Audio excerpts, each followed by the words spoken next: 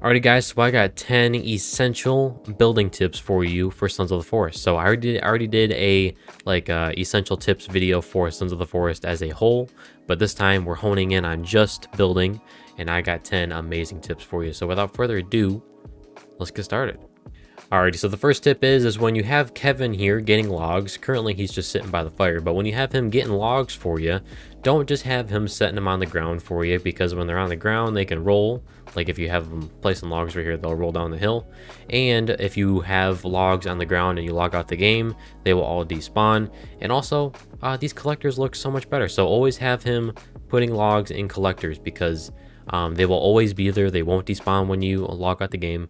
They can't move. And also, I haven't experienced this, but I know, like, if you have him placing logs somewhere near a building, like if I had him placing logs right here, when he throws logs, he can actually damage builds. So, yeah, just have him put logs in holders. That's much better. And this next tip is just so amazing, and it also has to do with log holders too. And that is that you can actually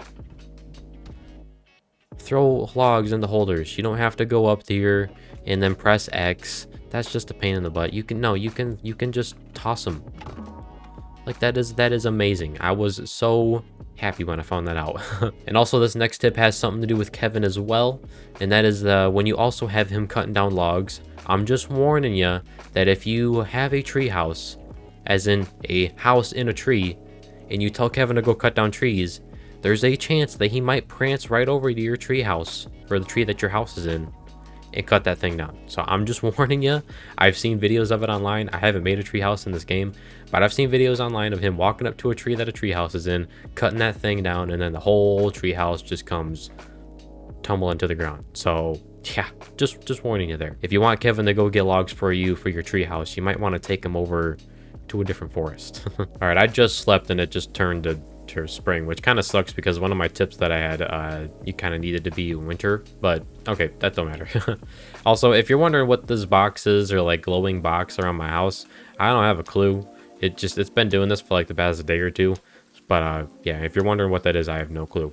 But back to the tips. Now that you know that Kevin can cut down trees, it's probably good for you to know that cannibals can't. No cannibal can cut down trees, or any mutants. I tested this out by putting one of these little tree platforms up in a tree and then standing in it for a long time waiting for cannibals to come up there, and they won't climb up the tree to get on your base, and they won't cut the tree down. So yeah, now you know.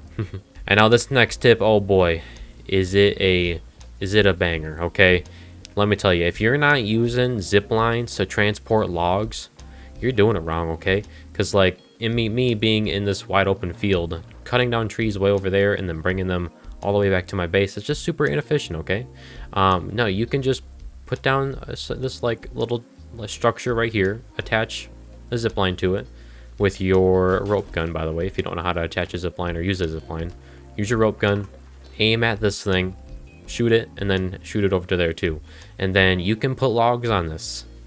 You can just send some logs down here. I'll show you right now. Also, this is another kind of like a tip. I didn't have this one on my list, but a really effective way of cutting down trees if you have plenty of grenades is just to throw a grenade like in between these trees, and it'll cut them all down for you. Okay, that was a pretty bad placement. I was kind of hoping it would cut those ones down too. But either way, if you're kind of in a hurry, you can use this tip. But if we take these logs right here, instead of running all the way down to my base, I can just throw them right here. Like that is so much better. So much better. And then when you get all done getting your logs, you can hop on the zip line too and zip over there with your logs. Just like so. I have one set up here and for the forest over there as well. But yeah, use zip lines. They're awesome. Now this next tip is the one where you had to be in winter to do, but I'll just tell you about it instead of demonstrating it. But when it's winter, you can actually build on ice, like place logs and do the whole shenanigans that you could do on ground on ice, which means that you can make floating bases, because when the ice melts, your base for some reason doesn't come crumbling down and falling into the water. It just floats right on top of the water. So that's pretty cool, because you can make floating bases. I might make one, even though I got quite the base over there. I might make a floating base just because why not? Why not? Now this next tip might seem kind of obvious, but I just thought I'd mention it anyway because I didn't know it at first. But you can dismantle prefab structures as if they're any other structure. Like once you build it, it becomes just like any other structure that you custom built. So you can dismantle them, and you revise them, make it how you want them. You could like take this hole out and just have it as a platform or something like that. Yeah, you can customize pre-built structures once they're fully built. But yeah. Now this next tip is actually about where you put your base. Now I mentioned this in my 16 essential tips video that I made like yesterday. I'll link it at the end of this one because it is a really helpful video. But you don't want to build close to roads. If I pull my map out here, you can see them lines running everywhere, them like tan lines. Those are roads. You don't want to be too close to them because if you build right next to a road, you're going to notice that cannibals are going to be stopping by daily. All right, so I didn't know this at first, which is why I'm pretty close to a road. But when I found this out, I considered moving bases, but also I don't really mind them stopping by too much because it gives me a really good supply of bones. So I always have some good amount of bone armor. But when you're starting out in the game, don't build by roads because you'll have some visitors. And also you do definitely want to be by a river. I wish I would have built my base like right over there, like right where the top of my antenna is. That's where I wish I would have put my base. But when you're really close to a river, you have a really great source of drinking water. Because, you know, even though I wouldn't really recommend doing this in real life, you can just go to any running source of water and just drink it. You don't have to boil it like you did in Sons of the Forest. You can just come over here and drink some water. And you can also fill up your canteen if you have one of them too. This printed canteen. And yeah, it's just really helpful to be by river. And also when you're really close to a river, Kelvin can get fish for you.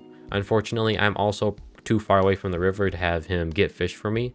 But like if I was right next to the river, I could have him constantly getting me fish. So yeah, be close to rivers and far away from roads. Another really neat tip is that you can build campfires like this inside your house. I did not do this just because I didn't want to, but if you wanted to, you could put a campfire in your house. Your builds are not going to set on fire. They're not going to get filled up with smoke. You don't got to worry about that. So if you want to, instead of having your campfire outside your house, just put it inside. So now you can cook your food up and all that stuff. I have mine out here under this lean-to, just so that my dudes can chill by the campfire and not be in my house. So yeah, builds can't set on fire, so don't worry about that. And also, this is the last tip here. Repair hammers exist. I didn't know this. I don't know about you. I did not know this. But you can build a repair hammer really easily, just like this. Now you got a repair hammer, and these are great because if a cannibal comes up and doesn't destroy one of your builds, but like damages it, instead of like just dismantling that build and then replacing it there, you can just repair it. So I don't really have any damaged builds here, but if you did, then don't just destroy it and then rebuild it. You can build a repair hammer. I can't be the only one that didn't know these existed, okay? I got to be helping somebody out here, okay?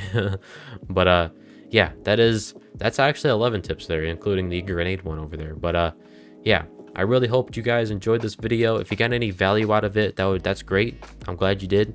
And if you did, you should like the video. I'd really appreciate that. And if you want to see some more awesome Sons of the Forest content like this in the future, I would very much appreciate if you would get subscribed. And that's about it, guys. I'll see you all in the next one, and take it easy.